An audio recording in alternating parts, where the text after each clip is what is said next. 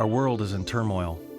The discord echoes through news reports of major wars, social conflicts, and terrorism. The need on the continent of Africa alone is overwhelming. More than 2 million people have died, and 4 million more have been displaced in Sudan, where the 20-year civil war has created unimaginable tragedy and suffering. In Mozambique and South Africa, the HIV and AIDS rate among adults is estimated at 15 to 20%, maybe more. Many children have lost parents due to the disease. Orphaned and homeless thousands have been forced to make their living in the streets. With staggering unemployment and extremely high inflation, both countries face countless economic hardships. Yet even now, in the midst of these tragedies, God is working to reveal himself. Meet with God when you go to heaven.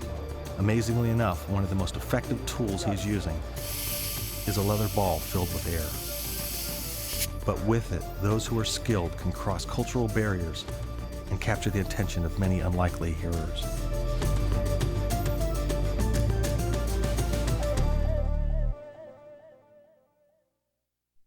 The last I checked, there were more countries that belonged to FIFA, the world governing body of soccer, than the United Nations. We can go anywhere in the world with a soccer team almost, and we can get into countries that are closed to traditional missionaries with a missionary visa because we play their sport. Dave was the head coach of Ambassadors Football Club, which recently returned from the 3-week tour of Mozambique, South Africa, and Sudan. The team, which included 15 professional soccer players from 6 countries, was a unique partnership of Ambassadors in Sport and International Evangelistic Soccer Outreach, Safe Harbor International Relief, the Cascade Surge, and Charlotte Eagles soccer teams. The team recognizes that they're not just playing for some club. They're not playing for a university. They're not playing for a professional team as they're used to playing for in the States. They're playing to the glory of God. They're representatives of Christ. They're not simply representing their professional team, but they're representing Christ, and it's going to have an impact on everything that they do. Every tackle that they make, every time they feel like arguing with the referee, it'll be put to rest because they want to make sure that they're ambassadors for Christ. Our players are being a witness through just the way they interact with people, from the restaurant to the bus driver, to the people in the stands, to the people we meet on the street, how they interact with each other, how they interact with the referee and the other team, and even if there's a big crowd with the crowd, just the way we conduct ourselves. With a love for the game and a clear and unified purpose, the team brought a message of hope, forgiveness, reconciliation, and healing to people who haven't heard of the love of Jesus Christ. Even our very first training session, we saw hundreds of people just come out to watch us train. And we saw an evangelistic team from different churches around the city of Maputo come and evangelize while the players were doing what they do, playing soccer. The evangelism team went around and we saw over 20 people come to Christ the very first session we had.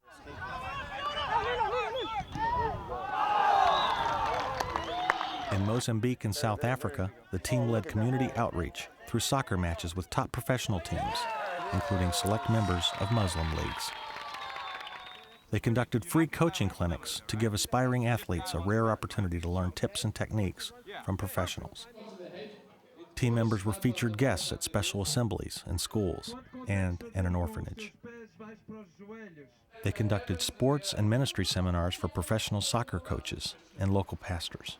Soccer serves as a great side door for the local church because if the people won't come into the church, we, the church, must go to where the people are.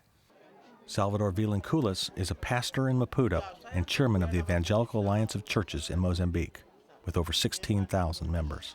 This is a very good rally to attract even these young people, because these young people, it's our generation of tomorrow.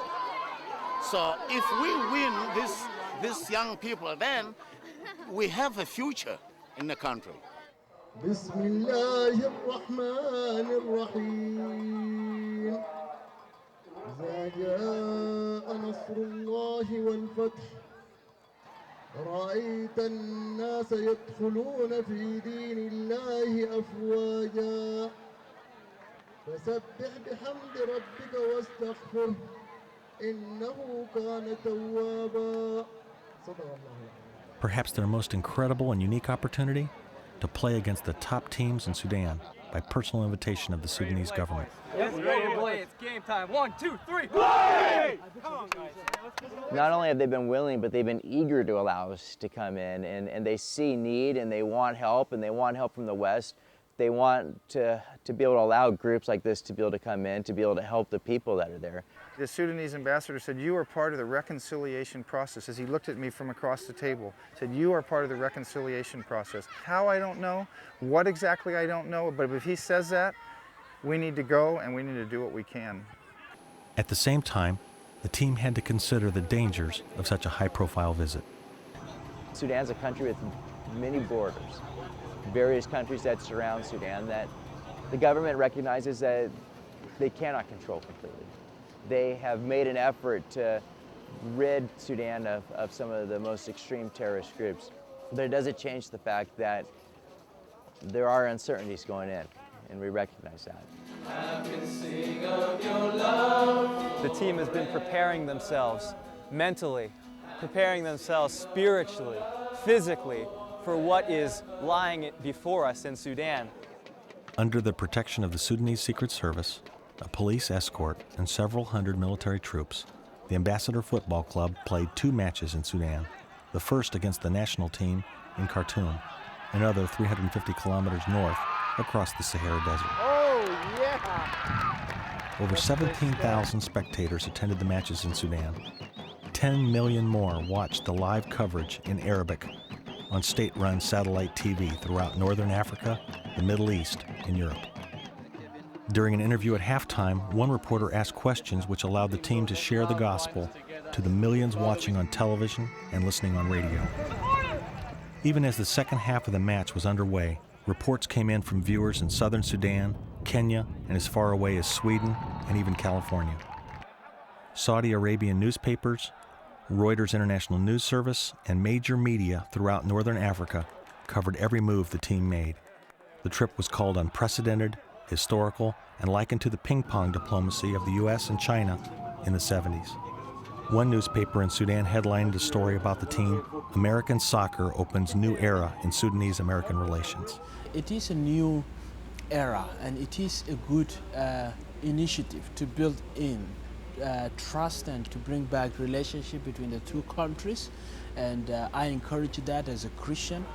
For several days, reports continued to come in from Sudan that believers wept with joy when they saw the matches, heard the gospel shared openly, and knew that the team had risked their lives to let them know that Christians around the world had not forgotten them.